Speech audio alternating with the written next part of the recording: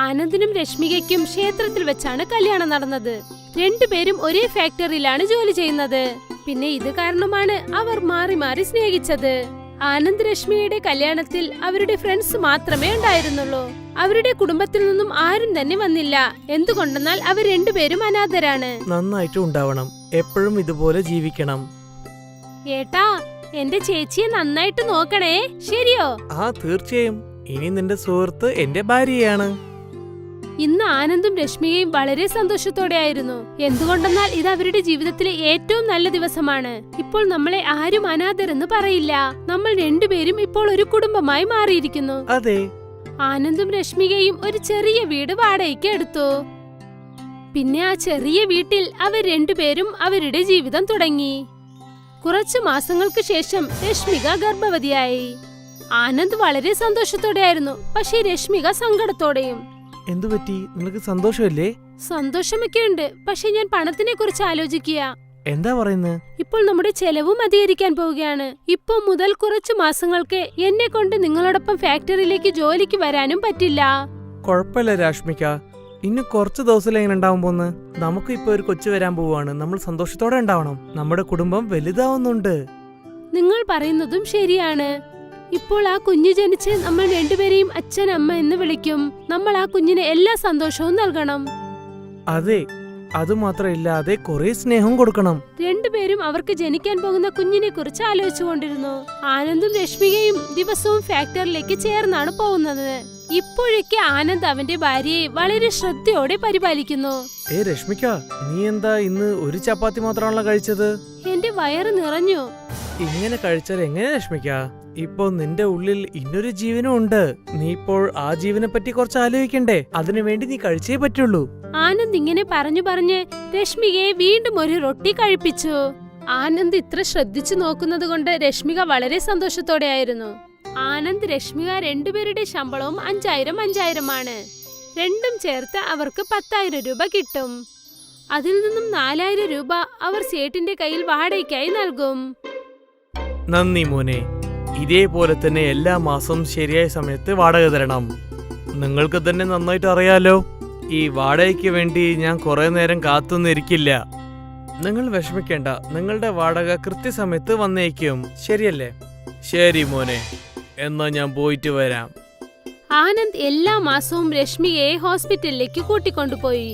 ഇതുവരെ എല്ലാം ശരിയായിട്ടുണ്ട്. പിന്നെ രശ്മിക്ക് കുറച്ച് വീക്കാണ്. ഞാൻ ഗുളിക എഴുതിയിട്ടുണ്ട്.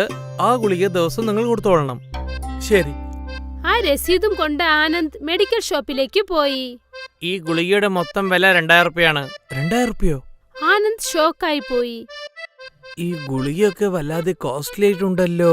എന്നാലും ഈ ഗുളികയൊക്കെ രശ്മിക്കും പിന്നെ മകൾക്ക് വേണ്ടിയാണ്. ആനന്ദ് തന്റെ കയ്യിൽ ബാക്കിയുണ്ടായിരുന്ന കാശിൽ നിന്നും 2000 രൂപ എടുത്ത് അദ്ദേഹത്തിന് നൽകി. എന്നിട്ട് രശ്മിയെയും കൊണ്ട് വീട്ടിലേക്ക് വന്നു. രശ്മിക ആ മരുന്നിലുണ്ടായിരുന്ന വിലയൊക്കെ കണ്ടു. എന്റെ ദൈവമേ, ഇത്രയും വില കൂടിയ മരുന്ന് എന്തിനാണ് നിങ്ങൾ വാങ്ങിയത്? ഡോക്ടറാണ് പറഞ്ഞത് ഈ ഗുളിക നിനക്കും പിന്നെ നിന്റെ ഉള്ള കുട്ടിക്കും ആരോഗ്യമായിട്ടുണ്ടാവുന്നു. അതുകൊണ്ടാ വാങ്ങിച്ചേ. പക്ഷേ ഇതിന്റെ വില ഒരുപാട് അധികമാണല്ലോ. അതിനിപ്പോ എന്ത് ചെയ്യാനാ? ഇതൊക്കെ വാങ്ങിയല്ലേ പറ്റുള്ളൂ. രശ്മിക വിഷമത്തോടെയായിരുന്നു. ഇനിയുള്ള മാസങ്ങളൊക്കെ എങ്ങനെ കഴിഞ്ഞുകൂടുമെന്ന് അവൾ ആലോചിച്ചുകൊണ്ടേയിരുന്നു. രശ്മികയ്ക്ക് ഇത് 6ാമത്തെ മാസമായിരുന്നു.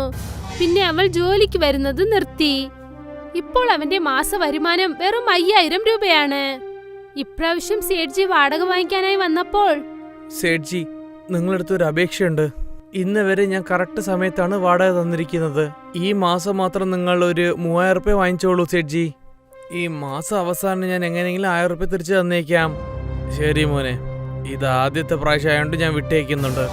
അടുത്ത പ്രാവശ്യം ഇതുപോലെ എന്തെങ്കിലും സംഭവിച്ചിട്ടുണ്ടെന്ന് വെച്ചോ, നീ വേറെ വീട് നോക്കിക്കോളൂ. അങ്ങനെയൊന്നും ആവില്ല സേഠ്ജി. ആനന്ദ് സേഠ്ജിയുടെ കയ്യിൽ 3000 രൂപ നൽകി.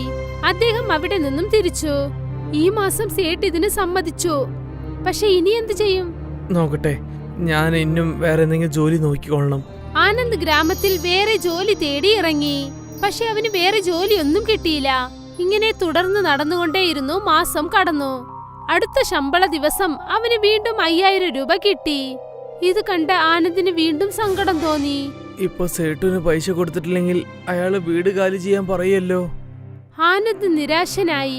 അവൻ ഇങ്ങനെ ഒരു ദിവസം വരുമെന്ന് ഒരിക്കലും പ്രതീക്ഷിച്ചതല്ല. ഞാൻ രശ്മിക്ക് എന്നെ നന്നായിട്ട് നോക്കണമെന്നാണ് ആഗ്രഹിച്ചിരിക്കുന്നത്. പക്ഷെ എനിക്ക് ആ ഭാഗ്യം പോലും ഇല്ലല്ലോ.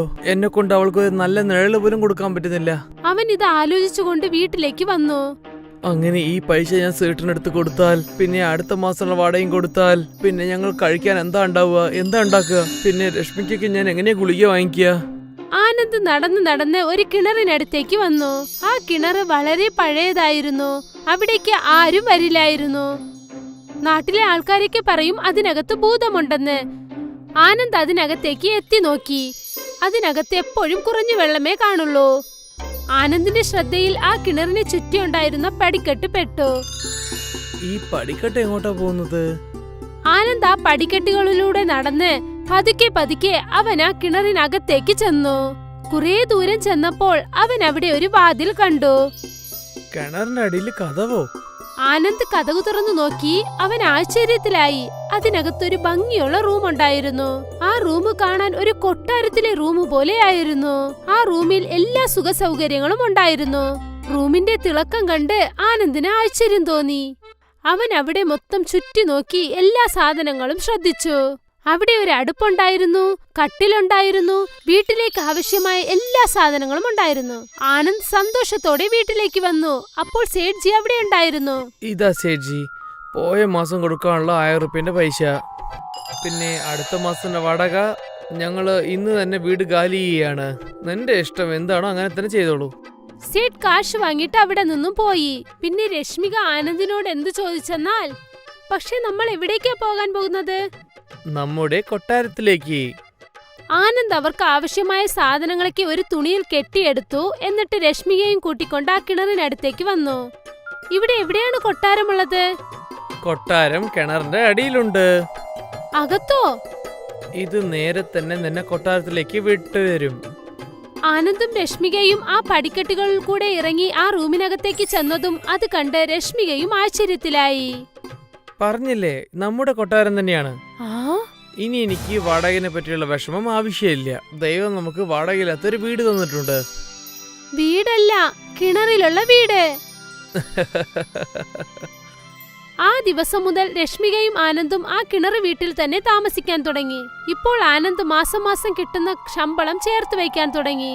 അങ്ങനെ രശ്മികയുടെ ഡെലിവറി നല്ല രീതിയിൽ നടന്നു. അങ്ങനെ അവൾ ഒരു സുന്ദരനായ ആൺകുട്ടിക്ക് ജനനം നൽകി. ആനന്ദിന്റെയും രശ്മികയുടെയും ജീവിതം വളരെ സന്തോഷത്തോടെയായി. പിന്നീട് ആനന്ദ് തന്റെ മൊത്തം കുടുംബത്തോടൊപ്പം ആ കിണർ വീട്ടിൽ ജീവിക്കാൻ തുടങ്ങി.